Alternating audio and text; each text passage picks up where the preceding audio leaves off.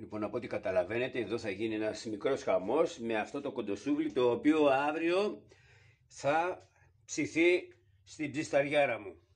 Λοιπόν, εδώ είναι η συνταγούλα. Άμα θέλετε γράφτε τι, όχι άμα θέλετε, σίγουρα πρέπει να τη γράψετε, γιατί έτσι είναι το σωστό κοντοσούβλι, με αυτά τα υλικά.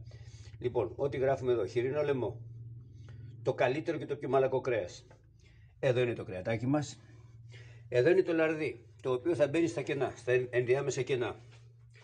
Μείγμα μπαχαρικών, αυτό που γράφω μέσα. Οι πιπεριές, το σκόρδο, οι ντομάτες, το μπαλσάμικο. Αυτό το μπαλσάμικο είναι με μέλι. Η μουστάρδα η καινούργια της Hellmann's με μέλι, τέλεια και αυτή. Το κρασάκι μας και το λαδάκι μας. Αυτά είναι τα υλικά. Λοιπόν, εδώ τα έχω κόψει όλα τα υλικά και παίρνω το μείγμα και το ρίχνω όλο μέσα. Αυτό. Εδώ. Σωστός. Εδώ έχω και το δροντολίβανο, το έχω κόψει έτσι. Το ρίχνω και αυτό εδώ μέσα. Εδώ στο όλο το μείγμα. Εντάξει. Και όλο αυτό το μείγμα εδώ. Όλο αυτό πάει εδώ στο μπολικόφτη. Με τα μαχαίρια. Εντάξει. Εδώ.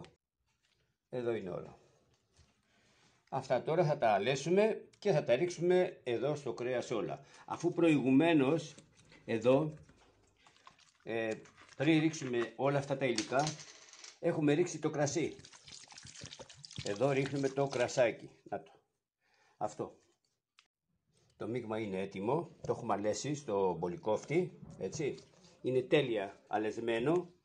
Και θα ξεχάσετε αυτά που τα κρεμάγανε πάνω, έβαζες επάνω τα κομμάτια, τα κρεμμύδια, τις ντομάτες, όλα αυτά και πέφτανε στην ψισταριά και καιγόντουσαν στα κάρβουνα και γινότανε μια ιδέα.